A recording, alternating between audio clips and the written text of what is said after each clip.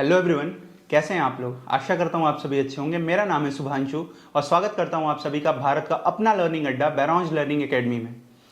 आज की इस वीडियो में हम जा रहे हैं एक अनाउंसमेंट करने। हम ला रहे हैं जावास्क्रिप्ट की एक ब्रांड न्यू सीरीज जिसमें हम जावास्क्रिप्ट को स्क्रैच से लेकर एडवांस तक के सारे कॉन्सेप्ट्स को कवर करेंगे। और एक चीज़ की मैं आपको एश्योरिटी दिलाना चाहूँगा कि अगर आप इस सीरीज़ को प्रॉपरली वॉच करते हैं तो by the end of this series आप भी एक अच्छे जावास्क्रिप्ट डेवलपर कहलाएंगे।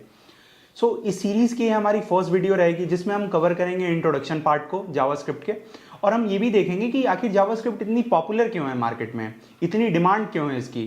तो ये सारी चीज़ें हम देखेंगे। आपका ज़्यादा टाइम ना वेस्ट करते हुए सीधा चलते हैं हम कंप्यूटर स्क्रीन पे और देखते हैं जावास्क्रिप्ट का इंट्रोडक्शन। हम आ गए अपने स्क्रीन पे। सबसे पहले हम पीपीटी ऑन कर लेते हैं और इसको स्लाइड शो मोड पे रख लेते हैं। ये नेक्स्ट हमारी स्लाइड है, what we will learn in upcoming videos. आने वाली वीडियोस में हम कौन कौन से टॉपिक्स को कवर करने वाले हैं जावास्क्रिप्ट की, वो सारे टॉपिक्स मैंने एक स्लाइड के अंदर सेपरेट करके रख दिया है, जिससे आपको भी जानने में इजी होगा कि हम आने वाली कौन सी वीडियो में कौन से टॉपिक को कवर करने वाले हैं। ठीक है। देखिए, मार्केट में हम मेनली दो ही तरीके की जावास्क्रिप्ट को यूज कर रहे होते हैं, एक सिंक्रोनस जावास्क्रिप्ट, एक एसिंक्रोनस जावास्क्रिप्ट। सिंक्रोनस जावास्क्रिप्ट के अंदर ये सारे टॉपिक्स हैं, वेरिएबल्स है, डेटा टाइप्स है, ऑपरेटर्स है, कंडीशनल स्टेटमेंट्स है, लूप्स है, स्ट्रिंग्स है, एरियाज हैं, फंक्शंस एंड मेथड्स हैं, डॉम और इवेंट्स हैं। अब एक चीज़ ध्यान दीजिएगा कि अगर आप इससे पहले किसी और प्रोग्रामिंग लैंग्वेज के बारे में अगर आपने पढ़ा होगा तो उसमें आपने देखा होगा कि ये सारे जो ऊपर के 4-5 टॉपिक्स दिख रहे हैं ये सेम आपको उसमें भी देखने के लिए मिलते हैं। जैसे अगर सी हो गया, C++ हो गया, पाइथन हो गया, जावा हो गया, उसमें भी जो है आपको variables, data types, operators, conditional statements, loops, strings, arrays, function and methods, ये सारे टॉपिक्स जो हैं आपको सिमिलर देखने के लिए मिलते हैं। बट इसमें दो ऐसे टॉपिक हैं, डॉम और इवेंट्स, जो कि आपको जो है केवल जावास्क्रिप्ट के अंदर देखने के लिए मिलेंगे। आपको पाइथन के अंदर ना देखने के लिए मिलेंगे, ना जावा के अंदर देखने के लिए मिलेंगे, ना अदर C और C++ प्रोग्रामिंग लैंग्वेज के अंदर देखने के लिए मिलेंगे। ठीक है। ये सारे टॉपिक्स हैं, इनको जो है हम सिंक्रोनस जावास्क्रिप्ट के अंदर जो है देखने वाले हैं। आपका नेक्स्ट आ जाता है एसिंक्रोनस जावास्क्रिप्ट। अब देखिए, एसिंक्रोनस जावास्क्रिप्ट जो है वो एक एडवांस लेवल की जावास्क्रिप्ट हो जाती है। इसके अंदर ये जितने भी आपको टॉपिक्स दिख रहे हैं, कॉल बैक एंड प्रोमिसेस है, देन एंड कैच है, असिंक एंड अवेट है, फेच एंड एग्जॉस्ट है, ये जितने टॉपिक्स हैं ये सारे के सारे टॉपिक जो है एसिंक्रोनस जावास्क्रिप्ट के पार्ट हैं और ये एक एडवांस जावास्क्रिप्ट के अंदर आते हैं। लेट्स से आप जावास्क्रिप्ट से ही जो है अपने करियर को बनाना चाहते हैं और फ्यूचर में आप जो है जावास्क्रिप्ट में ही बैकएंड करना चाहते हैं, तो उस केस में जो है आपको नोड, एक्सप्रेस, ये सारी चीज़ों की नॉलेज होनी चाहिए। ये एक तरीके के फ्रेमवर्क है जो कि जावास्क्रिप्ट में ही जो है बने हुए हैं। तो वो सारे जब आप सीखोगे तो उसमें जो है आप इन सारे टॉपिक्स को जो है कवर कर रहे होगे और पढ़ रहे होगे। Callback and promises, then and catch, async and await and fetch and exhaust. ठीक है। नेक्स्ट हम स्लाइड पे पहुंचते हैं। What is JavaScript? आखिर जावास्क्रिप्ट है क्या? JavaScript is a programming language commonly used to create a interactive and dynamic content on website. देखिए, जावास्क्रिप्ट एक तरीके की प्रोग्रामिंग लैंग्वेज है जिसका हम यूज करते हैं डायनेमिक और इंटरैक्टिव कंटेंट को क्रिएट करने के लिए अपने ब्राउजर के ऊपर।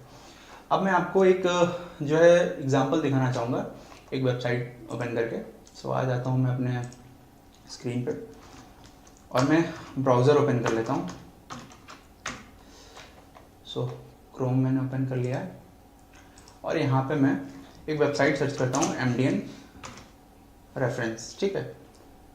अब देखिए, ये MDN रेफरेंस जैसे मैं एंटर करूँगा तो यहाँ पे बहुत सारे URLs ओपन होके आ जाएंगे। मुझे फर्स्ट वाले पे क्लिक करना है और आप देखिए ये फर्स्ट वाली वेबसाइट मेरे सामने ओपन होके आ गई है।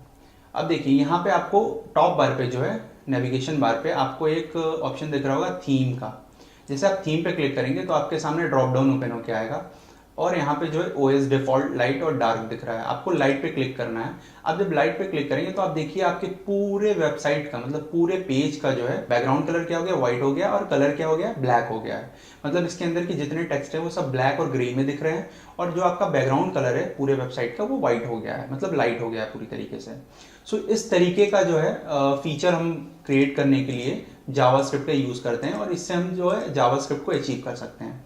हालांकि ये और भी चीज़ें हैं, और भी वेबसाइट और भी लैंग्वेज के थ्रू जो है हम इसको अचीव कर सकते हैं, बट जो है जावास्क्रिप्ट के थ्रू भी हम इसको अचीव करते हैं। ठीक है। ये सारी चीज़ें जब हम प्रोजेक्ट्स बनाएंगे इन सीरीज में तो देखेंगे कि कैसे हम इसके थ्रू जो है इसको क्रिएट करते हैं। ये हो गया आपका इंटरैक्टिव वेबसाइट। मतलब ये वेबसाइट एक तरीके की इंटरैक्टिव वेबसाइट है। मतलब हम किसी पर्टिकुलर बटन पे या किसी पर्टिकुलर जो है ड्रॉप डाउन पे क्लिक कर रहे हैं तो कोई ना कोई इवेंट परफॉर्म हो रहा है, मतलब कि कुछ ना कुछ इंटरैक्ट हो रहा है, इंटरेक्शन हो रहा है। तो इस तरीके की वेबसाइट जो है इंटरेक्टिव वेबसाइट कहलाती है। सो इस तरीके की वेबसाइट को हम क्रिएट करने के लिए जावास्क्रिप्ट का यूज करते हैं। सो वापस हम आ जाते हैं अपने पीपीटी पे और नेक्स्ट हमारा पॉइंट है इन्वेंटर। अब किसने इन्वेंट किया था जावास्क्रिप्ट को? JavaScript was created by Brendan Eich in 1995 while working at Netscape communication corporation. JavaScript जो है, जावास्क्रिप्ट को इन्वेंट किया गया था ब्रेंडन ईच, जो कि एक तरीके के सॉफ्टवेयर इंजीनियर थे, जो एक नेटस्केप कम्युनिकेशन कॉर्पोरेशन करके कंपनी है, कैलिफोर्निया में इसका हेडक्वार्टर है, जहां पे वो काम करते थे। उन्होंने 1995 में जो है जावास्क्रिप्ट को क्रिएट किया था। सो ओरिजिनल पर्पस जावास्क्रिप्ट का था, it was initially developed as a simple scripting language to enable interactive web pages allowing developers to create a dynamic content. Initially इसको ज़्यादा वास्ट लेवल पे जो है रिलीज नहीं किया गया था। इसको इस तरीके से बनाया गया था कि बस नॉर्मल एक वेबसाइट को इंटरैक्टिव बनाने के लिए इसको क्रिएट किया गया था। बट धीरे धीरे देखा गया कि मार्केट में इसकी डिमांड बढ़ने लगी और जो है इसको बहुत ज़्यादा पसंद किया जाने लगा, तो इसको जो है नेक्स्ट लेवल पे इसको लॉन्च किया गया। बट इनिशियली इसको इसीलिए डेवलप किया गया था कि छोटी मोटी वेबसाइट को इंटरैक्टिव बनाने के लिए। इतना किसी का कोई जो है दिमाग में बहुत सारी चीज़ें नहीं चल रही थी कि हाँ हमको इतनी बड़ी बड़ी वेबसाइट्स बनानी है, एनिमेशन बनाना है, ये सारी चीज़ें किसी के दिमाग में नहीं चल रहा था। इनिशियली बस उनको ये चाहिए था कि एक छोटी सी हमें वेबसाइट है, हमें उसको इंटरैक्टिव बनाना है। हम किसी बटन पे क्लिक कर रहे हैं, किसी मान लीजिए ड्रॉप डाउन पे क्लिक करें तो कोई जो है बड़ा सा मॉडल खुल रहा है, या कि कोई जो है ड्रॉप डाउन ओपन हो रहा है, कुछ भी ओपन हो रहा है। तो इस तरीके की इंटरैक्टिव वेबसाइट बनाने के लिए जो है इसको लाया गया था। और इनिशियली इसका नेम जो था वो मोका था। It was later renamed to LiveScript and finally to JavaScript. देखिए इनिशियली इसको जो है मोका नाम दिया गया, बट सर्टेन टाइम के बाद इसका मोका से नाम चेंज करके लाइवस्क्रिप्ट रखा गया और फाइनली लास्ट में इसको जावास्क्रिप्ट नाम दिया गया। और जो जावास्क्रिप्ट नेम है उसको जो है रेफरेंस लिया गया जावा प्रोग्रामिंग लैंग्वेज से। अब एक और चीज मैं आपको यहाँ बताना चाहूंगा, यहाँ पे एक बहुत ही बड़ा क्वेश्चन रेज होता है, जो कि most of the time interview में पूछा जाता है कि इस जावा और जावास्क्रिप्ट क्या दोनों सेम प्रोग्रामिंग लैंग्वेज है? सो मैं आपको बता दूं कि नहीं, जावा एक डिफरेंट प्रोग्रामिंग लैंग्वेज है और जावास्क्रिप्ट जो है एक डिफरेंट प्रोग्रामिंग लैंग्वेज है। ठीक है, दोनों सेम नहीं है। सो जावा से जो है इसका नेम का रेफरेंस लिया गया, इसीलिए इसको नाम दिया गया जावास्क्रिप्ट। सो नेक्स्ट आपका पॉइंट है ECMAScript. In November 1996 JavaScript was submitted to a European computer manufacturers association ICMA for standardisation, resulting in the first edition of ECMAScript ES1 in June 1997। So in 1996 में क्या किया गया, एक association था ICMA, जो कि बहुत बड़ा एसोसिएशन था, उसको जावास्क्रिप्ट को क्या कर दिया गया, सबमिट कर दिया गया। और क्या किया गया, उसने फर्स्ट अपना वर्जन जावास्क्रिप्ट का 1997 में लॉन्च किया, जिसको नाम दिया ES1। सो एक और यहाँ पे क्वेश्चन रेज होता है कि बहुत बार आप इंटरव्यू में बैठते हैं जहां पे आपको जावास्क्रिप्ट से रिलेटेड क्वेश्चन पूछा जाता है, तो इंटरव्यूअर आपसे पूछ देता है कि राइट नाउ हम करंट में कौन से जावास्क्रिप्ट वर्जन यूज कर रहे हैं। सो यहाँ पे बहुत सारे लोग फंस जाते हैं। तो मैं आपको बता दूं कि राइट नाउ हम ES6 वर्जन यूज कर रहे हैं जावास्क्रिप्ट का, और जो है ES1 जो कि इसका फर्स्ट वर्जन था वो 1997 जून में इसको लॉन्च किया गया था। ICMA जो कि आपका एक तरीके की एसोसिएशन था, European computer manufacturer association. ICMA एक तरीके का एसोसिएशन था यूरोप का, जिसने इसको अपने अंडर में फर्स्ट वर्जन को लॉन्च किया था। सो नेक्स्ट हमारा स्लाइड है व्हाट कैन जावास्क्रिप्ट डू। देखिए जावास्क्रिप्ट क्या क्या कर सकता है। So JavaScript supports both client side and server side rendering, means we can use the JavaScript in both front end and back end development। अब मैं आपको यहाँ पे एक चीज बताना चाहूंगा कि JavaScript एक ऐसी प्रोग्रामिंग लैंग्वेज है जिसको हम क्लाइंट साइड और सर्वर साइड दोनों साइड में यूज कर सकते हैं। मीन्स कि हम JavaScript को फ्रंट एंड में भी यूज कर सकते हैं और JavaScript को हम बैक एंड में भी यूज कर सकते हैं। आने वाली वीडियोस में हम देखेंगे कि कैसे हम JavaScript को फ्रंट एंड में यूज कर रहे हैं। मतलब कि जब भी हम किसी वेबसाइट को क्रिएट करेंगे और उसमें हमें कुछ इंटरेक्टिव चीजें क्रिएट करनी रहेगी, लाइक कोई मान लीजिए हमें मॉडल क्रिएट करना है, इस तरीके की चीजें क्रिएट करनी कि हम किसी पर्टिकुलर बटन पे क्लिक कर रहे हैं तो कोई जो है हमारे सामने सेक्शन ओपन होके आ रहा है। तो इस तरीके के इंटरेक्टिव अगर हमें कंटेंट और मॉडल चीजें क्रिएट करनी है तो हम उसको कैसे क्रिएट करते हैं जावास्क्रिप्ट के थ्रू, वो हम देखेंगे। तो वो जो भी हम चीजें क्रिएट करेंगे वो हमारा फ्रंट एंड होगा, बट हम फ्रंट एंड के साथ साथ उसको बैक एंड में भी जो है यूज कर सकते हैं। बैक एंड में सारी चीजों को क्रिएट करने के लिए, लाइक अगर मान लीजिए अगर कोई पर्टिकुलर फॉर्म है उसमें हम जो भी डेटा फिल करते हैं और जब हम सबमिट बटन पे क्लिक करते हैं तो वो डेटा कहीं ना कहीं जाता है। वो कहाँ जाता है, वो डेटाबेस में जाता है। ठीक है, और वो डेटाबेस में कैसे जाता है, तो उसके जितने भी लॉजिक लिखे जाते हैं वो बैक एंड में लिखे जाते हैं। सो जावास्क्रिप्ट एक ऐसी प्रोग्रामिंग लैंग्वेज है जिसको हम सर्वर साइड में भी यूज कर सकते हैं, मीन्स हम उसको बैक एंड में भी यूज कर सकते हैं। सो इस सीरीज में हम देखेंगे कि हम इसको फ्रंट एंड में कैसे यूज कर रहे हैं। ठीक है। बट आने वाली वीडियोस में अगर आपका बहुत अच्छा रिस्पॉन्स रहा तो डेफिनेटली हम जो है Node.js, Express.js पे वीडियोस बनाएंगे। सो नेक्स्ट पॉइंट है हमारा manipulate the DOM। So modify HTML elements dynamically, example showing hiding sections, adding new elements। अब देखिए, अब ये जो नेक्स्ट पॉइंट है हमारा मैनिपुलेट द DOM, आशा करता हूं अगर आप इस वीडियो पे आए हैं तो आपको इससे पहले HTML और CSS की बेसिक नॉलेज जरूर होगी। बट अगर नहीं है तो कोई इशू नहीं है, घबराने वाली बात नहीं है। जब हम जावास्क्रिप्ट को पढ़ रहे होंगे तो उसमें हम क्या करेंगे कि जब HTML और CSS जितनी रिक्वायर्ड है हम उतनी पढ़ेंगे, ठीक है, इस वीडियो में, आने वाले वीडियोज में। सो ये देखिए, HTML एलिमेंट्स को हम डायनेमिकली चेंज कर सकते हैं। लेट्स से मान लीजिए अगर आपने HTML पढ़ा हुआ तो HTML में हम जो भी चीज़ें अपने वेब पेज पे शो कराते हैं उसको हम टैग्स की फॉर्मेट में लिखते हैं। अब मान लीजिए लेट्स से H1 टैग है, ठीक है, हेडिंग टैग है, उसके अंदर हमने मान लीजिए कोई कंटेंट लिखा है। लाइक हेडिंग टैग के अंदर मान लीजिए मैंने अपने इंस्टीट्यूट का नाम लिखा है बैरोन्स लर्निंग एकेडमी, ठीक है, BLA। सो अगर मैं उस कंटेंट को जो है स्टैटिक लिखा हुआ, अगर मैं उस कंटेंट को डायनेमिकली चेंज करना चाहूं तो मैं जावास्क्रिप्ट के थ्रू उसको डायनेमिकली चेंज कर सकता हूं। मतलब वो H1 में मैं डायरेक्ट जाके वैल्यू नहीं चेंज करूंगा, मैं डायरेक्टली जावास्क्रिप्ट की वैल्यू को चेंज कर दूंगा। मतलब उसमें मैं उसको बैरोन्स लर्निंग एकेडमी से हटा के डायरेक्टली उसको BLA भी कर सकता हूं, मतलब शॉर्ट नेम भी दे सकता हूं। उसको हम डायनेमिकली जो है जावास्क्रिप्ट के थ्रू क्या कर सकते हैं, चेंज कर सकते हैं। तो वो सारी चीजें भी पॉसिबल है जावास्क्रिप्ट के थ्रू। सो नेक्स्ट है आपका form validation. Validate user inputs like checking if an email is in the right format before submitting the form to the server. अब देखिए, फॉर्म वैलिडेशन एक बहुत ही इंपॉर्टेंट पॉइंट होता है। जब भी हम जावास्क्रिप्ट के थ्रू जो है फॉर्म्स वगैरह क्रिएट कर रहे होते हैं तो फॉर्म वैलिडेशन एक बहुत बड़ा पॉइंट आता है जहां पे हम इसको क्रिएट कर रहे होते हैं। अब मैं आपको एक और बार ब्राउजर पे ले जाना चाहूँगा और दिखाना चाहूँगा कुछ। मैं अपनी इंस्टीट्यूट की वेबसाइट ओपन कर लेता हूँ।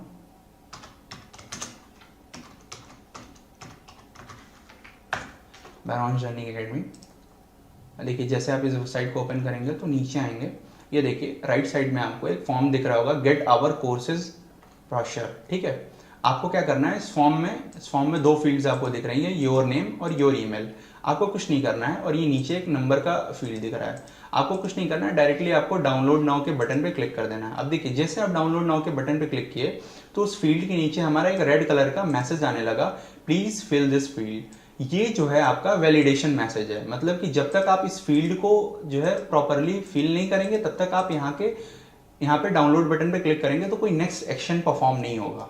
तो ये जो हमने एरर मैसेज शो कराया है, ये रेड कलर का, ये एरर मैसेज ही जो है आपका फॉर्म वैलिडेशन कहलाता है। मतलब तब तक फॉर्म सबमिट ना हो जब तक उसके अंदर हमने जो है रिक्वायर्ड डेटा ना फिल कर दिया हो।